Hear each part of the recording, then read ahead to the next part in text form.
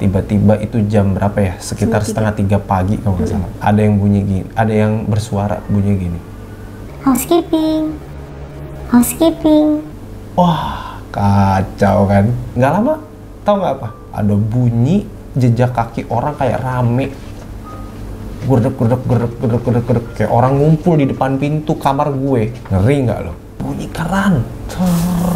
Gitu. Wih, aduh ini nggak beres banget nih. Gitu kan, asli nggak beres banget ini mah. Sampai yang ada di pikiran gue tuh, aku tuh mikirnya kayaknya memang nggak beres tuh di kamar mandi.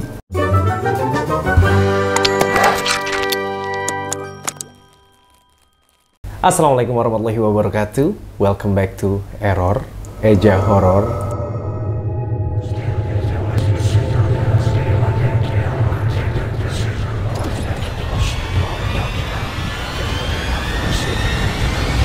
Enggak, bercanda.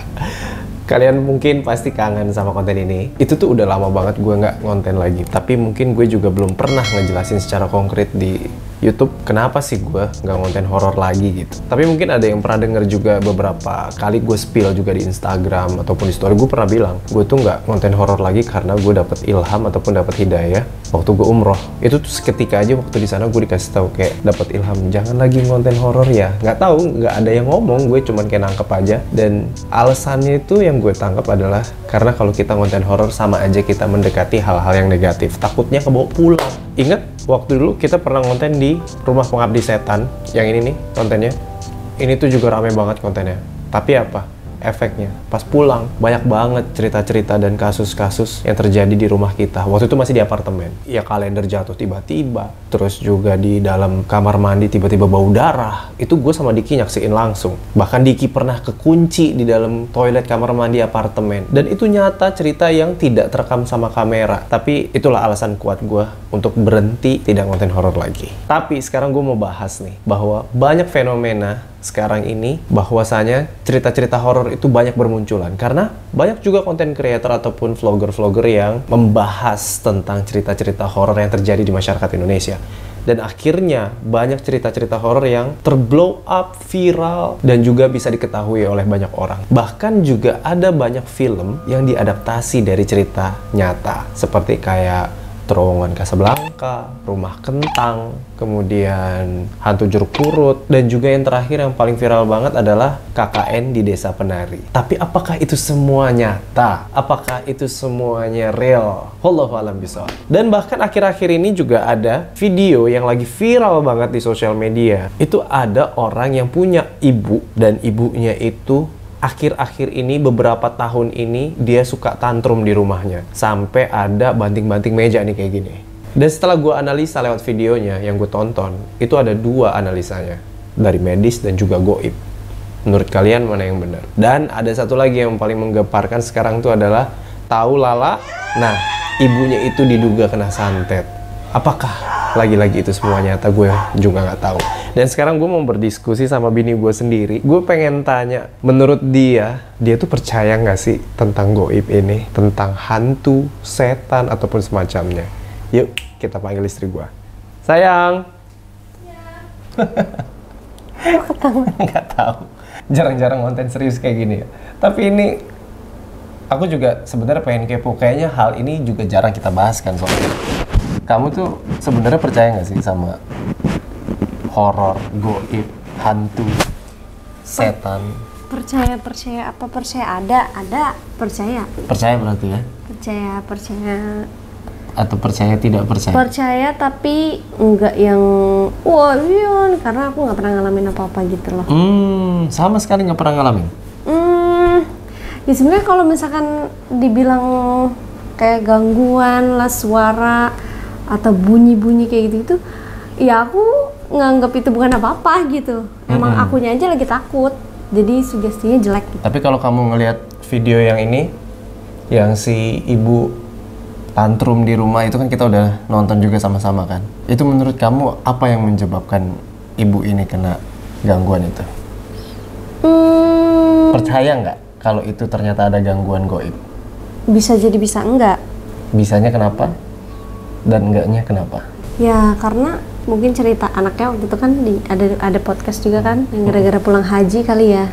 Maksudnya ada sesuatu hal yang terjadi yang agak-agak ganjal gitu. Jadi ada kemungkinan ke arah-arah sana. Tapi kayaknya persentasenya lebih sedikit sih yang tentang gaib kalau yang terjadi di ibu itu.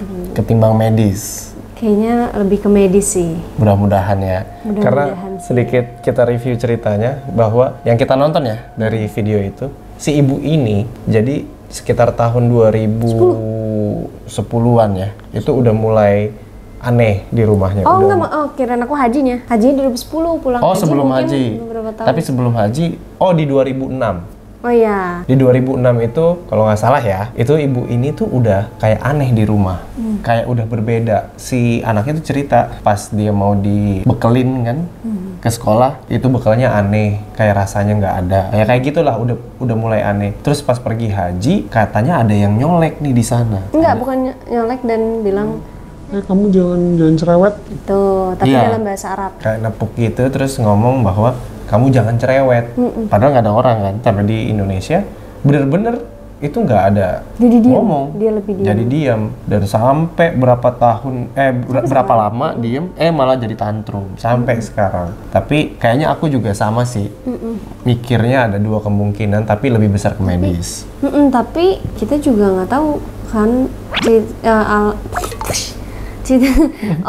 anaknya sama menantunya ibu tersebut yang banyak mengalami hal-hal yang lebih ya kayak barang-barang gerak sendiri atau diliatin sosok, tapi sebenarnya kalau sosok anak itu juga cuma ngeliat sekali kan anaknya gitu, cuman yang lebih ngerasa aneh itu menantunya karena sering kan dari menantu ibu tersebut juga bilang sebenarnya ibu tuh karena nggak ada temen ngobrol aja gitu kan, karena kalau udah ngobrol normal, maksudnya ketawa-ketawa gitu kan. Jadi mungkin kalau misalkan lagi nggak mood itu ibunya bisa tiba-tiba tantrum gitu kali ya. Ya, tapi ada kemungkinan juga memang ada gangguan dari goib juga karena yang kita nggak tahu sebelumnya apa yang terjadi terhadap ibu itu ya, apa yang ibu itu lakukan. Karena bener-bener goib ini juga yang aku pernah tahu juga kan, itu bisa mengganggu psikologis, bisa mengganggu jalan pikiran. Dan kasus ini juga terjadi nih di ibunya Lala nih. Ini baru banget viral podcastnya sama Bang Densu. Di situ tuh dipanggil juga Ustadz Faizar bahwa dibongkar bahwa bener kata Ustadz Faizar ini betul-betul terjadi gangguan dari sihir. Bahkan Nabi Muhammad juga kan memang pernah disihir juga kan. Jadi kalau menurut aku memang goib itu ada. Sihir itu ada. Tapi ya kita tidak perlu terlalu takut. Semakin kita takut, ya mereka semakin akan bisa menyerap energi kita. Dan ini nyata terbukti dari Ustadz Faizar bilang bahwa ibunya Lala ini kena santet. Kena santet dari orang yang nggak tahu siapa lah ya, yang mengakibatkan ibunya Lala ini jadi serem ya, jadi galak sampai Lalanya pun nggak mau dekat sama ibunya. Nah kalau kayak gini kamu percaya juga sayang? Dunia persantetan ini? Percaya, karena banyak juga orang-orang mungkin yang udah ngerti di bidang-bidang ilmu kayak gitu. Di TikTok itu suka ngejelasin edukasi santet itu seperti ini, teluh itu seperti ini. Tapi aku nggak ngapalin juga, cuman banyak gitu kan. Bahkan di film-filmin juga banyak. Betul. Misalkan kejadian kisah nyata gitu kan memang ada. Ya, bahkan kan diadaptasi juga ke film Pengabdi Setan tuh. Walaupun itu bukan cerita nyata, tapi itu adalah bentuk cerita bahwasanya manusia tuh bisa ada koneksi sama makhluk goib. Betul. Bisa ada perjanjian-perjanjian tertentu sama jin, sama setan. Betul. Dengan tujuan-tujuan tertentu. Jadi itu yang seharusnya sangat-sangat kita hindari karena musyrik itu dosa yang paling tidak akan diampuni sama Allah. Karena itu menyekutukan Allah kan. Misalkan nih, kayak misalkan ih apa sih aku mau kamu bilang kalau misalkan manusia ada connecting dengan makhluk-makhluk seperti itu. Banyak soalnya yang kayak sesajen, yang kayak gitu-gitu. Misalkan nih orang pengen keinginannya entah kaya, entah pengen rumahnya mewah atau kehidupannya gimana. Misalkan dia ke orang yang pintar, maksudnya pintar di dalam hal seperti itu gitu nggak, misalkan si orang pintar itu kan pasti dia dong yang bisa ngobrol, intinya dia yang kenal besti sama si makhluk gaibnya gitu kan. Jadi ya udah dengan jaminan apa ya terjadilah gitu. Ya. Dan itulah fenomena yang sebenarnya tidak boleh kita lakukan, tapi ternyata terjadi banyak banget di masyarakat. Banyak banget. Bahkan sampai ada nih emang kita berdua tuh sering banget nontonin YouTube channel RJL5. Di situ banyak banget cerita-cerita horor yang kita dapetin ya. Ada di salah satu daerah di Jawa, bahkan itu pelaku santetnya tuh ketahuan di Pangandaran deh. Sampai dihakimi lah sama masyarakat. Dibuang ke sungai. Karena memang terbukti bisa sampai membunuh orang. Itu yang ngeri banget dan mudah-mudahan kita semua jangan sampai ya. Jangan sampai ke arah seperti itu. Tapi kadang aku tuh bingung loh. Itu gimana kenalannya? Nah, kok bisa jadi temenan? Suka ada yang semedi. Iya. Betapa gitu. Ya mungkin dia ngobrol, tapi kalau belum kenal gimana kenalannya? Nggak tahu. Perkenalkan saya ini gitu apa? Iya nggak tahu. Cuman mereka yang tahu. Ada yang tahu? Komen coba di bawah. Gimana? Tapi jangan dilakuin ya. Iya. Tapi pokoknya intinya gini, goib itu ada, jin itu ada, bahkan korin pun ada. Memang jelas juga disebutkan dalam Al-Quran kan. Ada beberapa informasi yang gue pernah dengar juga bahwasanya korin itu ketika orang meninggal, korin itu akan masih stay di sekitar kita. Sampai juga pernah ada cerita tuh yang orang naik gunung bersama orang yang sudah meninggal. Padahal orang yang udah meninggal tapi ikut naik gunung tuh. Ada juga nih di konten ini di RJ5. Ada suara orang lagi tahlilan bang. Yang saya heranin itu kan malam-malam masih ada orang tahlilan bang. Adiknya keluar. Mas Eko ini udah mukanya kayak orang-orang bingung bang. Siapa dia yang meninggal? Meluk Mas Eko ini. Saya langsung bener dugaan saya nih. Adiknya langsung ngomong, Mas Bagus sudah meninggal mas sebelum pendakian. Itu real ya? Itu real itu. Bener-bener real. Bener-bener real. Real. Ya mungkin itu adalah korinnya, tapi ya lagi-lagi itu semua nyata. Dan aku pun pernah merasakan gangguan-gangguan dari goib ini walaupun bukan dalam bentuk ya. Aku nggak pernah lihat sih. Kamu juga nggak pernah lihat kan? Kalau ngeliat sih wujud yang kayak serem-serem gitu enggak, tapi wujud orang aja gitu. Tapi dulu banget waktu SMP apa SD yang nggak tahu. Gimana ceritanya? Jadi, aku nggak tahu. Jadi dulu rumah yang di Bogor itu belum direnovasi, bentuknya bukan kayak gitu. Terus aku tuh kayak lagi di ruang tamu, kayak lagi main HP aja biasa kalau sore hari. Nah, Mbak tuh lagi nyapu aja biasa, nyapu di taman depan gitu kan. Karena dulu tuh ada pohon mangga yang kering, daunnya gugur-gugur dan itu kalau sore suka disapuin karena biar maghrib itu udah bersih gitu kan, nggak kotor halamannya. Nah, jadi kan kalau rumah itu kan pasti ada tiang ya, tiang ya kayak ini nih yang kayak di garasi, ada tiang penyangganya gitu kan. Teras rumah aku, nah di sananya taman, posisinya sama deh tamannya kayak yang di rumah aku, tapi nggak tinggi kayak gitu, dia rata sama lantai biasa gitu kan. Terus aku tuh posisinya ruang tamu kan di sini, bener-bener masih di situ juga. Ya, berubah. Nah tapi duduknya di sofa kayu jati lah, ada lah. Nah posisinya aku di sebelah kanan, aku kayak main HP biasa, aku kayak duduk biasa gitu kan, suka nungguin mama pulang. Kalau misalkan kerja kan dia kadang 5:30 atau maghrib itu dia pulang. Jadi kayak ada orang lewat. Jadi dia itu ada di taman gitu. Nah aku ngeliat itu mirip Kadea, tapi aku nggak yang ngeliatin orang itu jalan. Aku anggapnya kayak Kadea lagi kayak main kesini, cuman aku nggak nyapa juga. Itu di dalam taman. Di dalam taman. Berarti kayak udah masuk gerbang rumah. Udah. Tapi kan maksudnya kalaupun dia masuk kan pagarnya bunyi kayak atau nyapa si Mbak gitu kan. Terus jadi kan si tiang itu di sini nih. Nah ada yang orang mirip Kadea itu sepupu aku, dia tuh lewat gitu, kayak lewat. Nah tapi setelah dari tiang kan ketutupan tiang, dia nggak muncul lagi. Nah itu tuh yang aku takut, tapi aku nggak cerita ke mama gitu. Mungkin atau akunya lagi ngeliatnya aneh gitu, tapi aku tuh ngeliat ada orang gitu, kayak jalan.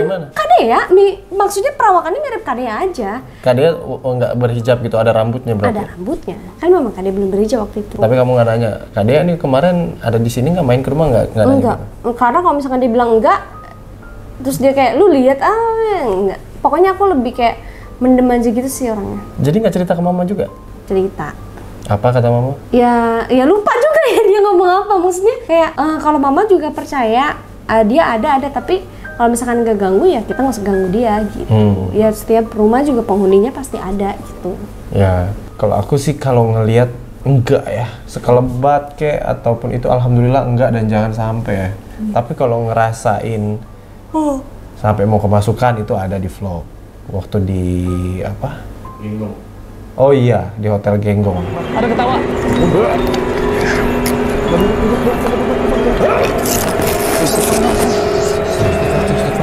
Fix. Bang, bentar dikit. Astagfirullah. Bang, dikit bang. Tunggu dong. Bang, ke panik. Dikit bang, cepet dikit bang. Terus waktu kalau hawa-hawa panas, terus hawa-hawa nggak enak itu sering lah ya. Bunyi-bunyi sering. Kalau bunyi mungkin di rumah kita pun waktu itu udah sering kita ceritain ada ember jatuh yang kamu tahu. Tapi alhamdulillah sampai beberapa bulan sebelum nikah udah nggak ada apa-apa, dan sampai kita udah nikah tinggal bareng di sini alhamdulillah tidak ada apapun. Tapi ini yang paling terbaru sih cerita kemarin nih di salah satu hotel, kita kan sering pergi-pergi ya. Oh, iya. Yang nginep lah di hotel mana. Ada salah satu hotel yang kita nginepin itu dari awal kita udah agak sanksi nih sama hotel pas ini. masuk wah hawanya udah beda parah. Iya. Karena jadul mungkin. Iya, ya kita nggak sebut hotelnya mana lah ya. Adalah salah satu hotel. Itu dari awal udah begitu, udah jadul, udah agak-agak ngeri lah. Bahkan sampai salah satu teman kita tuh nggak jadi nginep ya, gara-gara takut sama bentukan hotelnya. Nggak gitu. jadi mesen kamar di situ. Tapi justru gini, aku bilang sama kamu kan, insya Allah nggak apa-apa. Aman-aman aja, kayaknya oke-oke aja. Memang ini bentukannya kayak gini aja, stylenya gitu kan. Sampai akhirnya tuh kita tidur gitu, malam-malam tidur. Kebetulan pas tidur itu aku tuh udah inget banget, dan alhamdulillah memang selalu baca doa gitu kan. Tapi entah kenapa di malam itu di mimpi tuh aku tuh berada di sebuah rumah sakit yang pintunya banyak. Terus kemudian aku keluar dari salah satu pintu itu, dan pas keluar ini malah berubah jadi hutan. Aneh kan? Berubah jadi hutan, terus di salah satu sudut hutan itu ada dua makhluk yang besar banget, hitam. Merinding nih jadi ceritanya. Ada dua makhluk yang hitam gitu. Nah, karena kan takut ya. Aku mau balik lagi ke dalam pintu itu, mau masuk ke dalam pintu yang rumah sakit itu. Seketika pintu jadi banyak tuh. Oh iya, pintunya banyaknya jadi pas aku mau masuk ke pintu itu baru banyak. Waduh, bingung kan? Akhirnya nggak mungkin dicari satu-satu kan. Akhirnya aku pergi, cabut karena si makhluk dua itu ngejar-ngejar. Habis itu pas ngejar itu baru kayak aku mencari temen nih. Nggak taunya bener ada keluarga kita. Dan aku kayak lari kabur ke sebelah kanan sama Bang Adit. Ada beberapa keluarga kita yang lain di sebelah kiri. Jadi kayak kepisah gitu, mencar. Jadi makhluk itu dua, yang satu ngejar ke sini, yang satu ngejar ke sini. Pas aku lari gitu kan, itu tuh aku masuk ke dalam sungai. Pakai kayak kayu-kayu getek itu, kabur tuh, mendayung kabur gitu, sampai nengok ke belakang, alhamdulillah ngilang, tenang kan. Pas tenang itu aku bangun, aku tersadar dan ngelihat kamu tidur nih. Oke, langsung istighfar, langsung baca doa segala macem. Tiba-tiba aku pikir udah berhenti sampai di sini. Ternyata ketika gue sadar, tiba-tiba itu jam berapa ya? Sekitar 2:30 pagi kalau nggak salah. Ada yang bunyi gini, ada yang bersuara bunyi gini. Housekeeping. Wah, kacau kan? Ini gimana ceritanya ini? Housekeeping. 2 atau 3 kali gitu, suara tipis kecil kayak perempuan. Housekeeping. Kayak gitulah. Waduh, ngaco kan? Baca-bacaan lagi. Gue baca-bacaan lagi. Mau bangunin Via kesian. Udah tidur gitu kan. Terus baca-baca lagi. Nggak lama, tau nggak apa? Ada bunyi jejak kaki orang kayak rame. Gerdek.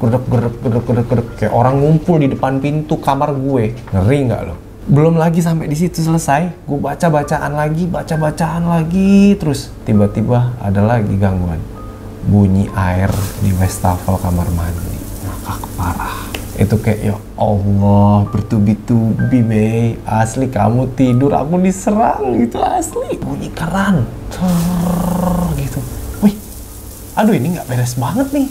Gitu kan. Asli nggak beres banget ini mah. Sampai yang ada di pikiran gue tuh, aku tuh mikirnya kayaknya memang nggak beres tuh di kamar mandi sebenarnya, pusatnya. Berasa gitu feeling. Sampai akhirnya gue berdoa, semua gue baca tuh. Semua doa yang bisa gue baca, terutama yang paling sering gue baca adalah ayat kursi. Sampai akhirnya itu keran berhenti. Udah kan? Udah dong, tidur dong. Berusaha tidur tapi susah kan? Itu gue akhirnya tetap bisa tidur, tapi dimimpiin lagi. Dan di mimpi yang kedua ini gue berantem sama bukan bapak-bapak, kakek-kakek.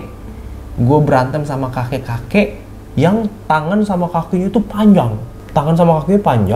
Terus pas gue berantem, gue pukul-pukulan gitu.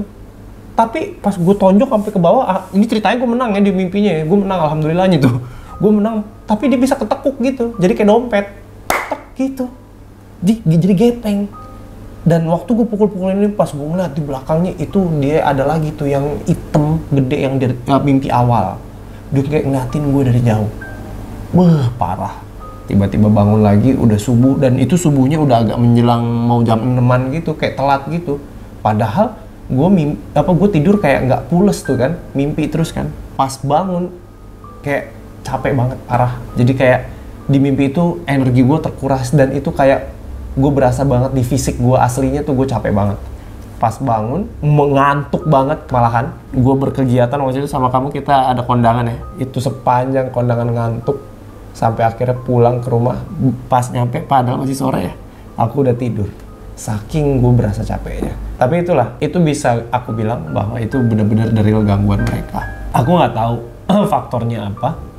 Karena aku rasakan aku udah baca doa, dan insya Allah juga nggak ada yang kita perbuat aneh-aneh di situ kan. Tapi wallahu a'lam bishawab, ternyata gangguan itu ada. Dan alhamdulillah pas pulang sampai ke sini, sampai detik ini pun kita selalu tidur dengan nyenyak, alhamdulillah. Ya mudah-mudahan cerita-cerita kayak gini tidak terjadi sama kalian semua. Tapi mungkin kalau kalian ada yang punya pengalaman, boleh drop komen cerita-cerita di bawah. Siapa tahu kita bisa baca-bacain. Tapi yang jelas pesan kita adalah jangan sampai kita terlalu takut sama mereka, bahkan takut pun nggak boleh, karena ada Allah yang selalu harus kita takuti. Semakin kita takut, mereka akan semakin senang sama kita, semakin mengganggu, makin bisa nampak, menakuti, dan bahkan bisa menampaki dirinya. Ini akidah kalau kata Ustadz Faizar. Oh iya. Percuma salat-salat benar. ibadah-ibadah, tapi rasa trust ke Allahnya kurang. Nah, itu betul. Dan jangan lupa, kita bukan cuma harus beribadah wajib yang kita lakukan, tapi tingkatkan juga akidah kita bahwasanya hanya Allah lah yang harus kita takuti. Itu aja. Sampai ketemu lagi di next vlog ya. Bye bye. Assalamualaikum warahmatullahi wabarakatuh.